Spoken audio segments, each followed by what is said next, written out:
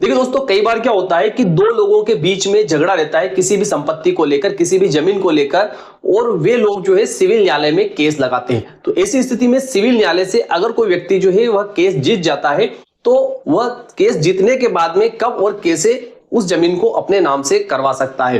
तो इस प्रक्रिया को आज के वीडियो में हम समझने वाले हैं। आपने चैनल को सब्सक्राइब नहीं किया तो चैनल को सब्सक्राइब कर लीजिए, बेल आइकन को प्रेस कर दीजिए और इस वीडियो को फटाफट लाइक कर दीजिए, क्योंकि इस चैनल के माध्यम से आपको मिलती है सरल आसान भाषा में कानून की नई नई जानकारी। तो आइए वीडियो को शुरू कर लेते हैं। देखिए दोस्तों, यहाँ पर हमने जो यह ग्राफ लिया है, इसमें यहाँ पर यह एक जमीन है, ठीक है, यह जमीन है और यह जमीन जो है, इस जमीन के संबंध में दो लोगों के बीच में विवाद है।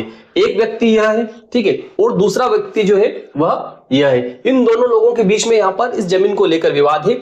यह व्यक्ति जो है यह कहता है कि यह जमीन मेरी है, ठीक है, और यह व्यक्ति जो है कहता है कि यह जमीन जो है यह मेरी है। अब इन दोनों के बीच में जब विवाद शुरू होता है तो यह व्यक्ति जो है, कौन सा, यह व्यक्ति जो है यह कहां जाता है, सिविल न्यायालय के समक्ष जाता है। कहां पर, सिविल न्यायालय के समक्ष जाता है और वहां पर इस जमीन के संबंध में दावा पेश करता है।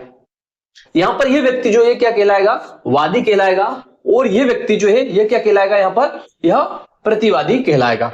ऐसी स्थिति में यह व्यक्ति जब सिविल न्यायालय के समक्ष जाता है, सिविल न्यायालय में इस जमीन को स्वयं, इस जमीन का स्वयं को मालिक घोषित करवाने के लिए यह व्यक्ति जो है दावा लगाता है। तो ऐसी स्थिति में इस व्यक्ति को प्रतिवादी वहां पर बनाना पड़ेगा। प्रतिवादी बनाने के बाद में सिविल न्यायालय जो है इस व्यक्ति को सूचना पत्र भेजती है, ठीक है, सूचना पत्र इसको भेजा जाता है। उसके बाद में यह व्यक्ति सिविल न्यायालय के समक्ष उपस्थित होता है, ठीक है, यहां पर अपना जवाब पेश करता है। इस व्यक्ति ने जो दावा पेश किया है उसका जवाब पेश करता है। जवाब पेश करने के बाद में इसके बयान होते हैं, ठीक है, उसके बाद में इसके भी वहां पर बयान होते हैं। उसके बाद में फिर क्या होता है कि दोनों पक्षों के वहां पर तर्क सुने जाते हैं। इसके बीच में कई प्रक्रिया रहती है, लेकिन मैं शॉर्ट में आपको बता रहा हूं। दोनों के वहां पर बयान लिए जाएंगे, ठीक है, उसके बाद में दोनों की बहस सुनी जाएगी। बहस सुनने के बाद में सिविल न्यायालय जो है ये पाता है कि हाँ, वास्तव में इस जमीन का मालिक जो है यह व्यक्ति है। कौन है यह व्यक्ति? है वादी जो है, जिसने दावा लगाया, यह व्यक्ति जो है इसका मालिक है। तो ऐसी स्थिति में इस जमीन का मालिक जो है इस व्यक्ति को घोषित कर दिया जाएगा।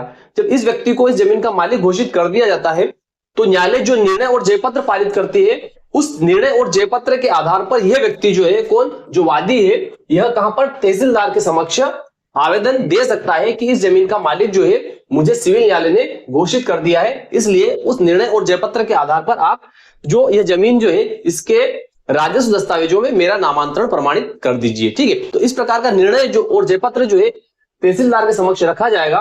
तो तहसीलदार जो है वो क्या करता है, इस प्रतिवादी को भी नोटिस देगा। जहां पर सिविल न्यायालय में जो प्रतिवादी रहा था उसे भी नोटिस दिया जाएगा। यह व्यक्ति जो है उपस्थित होकर अगर तहसीलदार के समक्ष कोई स्टे पेश कर देता है, अर्थात अगर यह बता देता है कि जो निर्णय इस सिविल न्यायालय ने दिया है उस निर्णय के खिलाफ जो है इस व्यक्ति ने वरिष्ठ न्यायालय में कोई अपील पेश कर रखी है या वहां से कोई स्थगन है, तो ऐसी स्थिति में तहसीलदार जो है वो क्या करेगा कि इस व्यक्ति ने जो तहसीलदार के समक्ष जो आवेदन दिया था उस आवेदन को जो है खारिज कर सकता है या उसको स्थगित कर सकता है।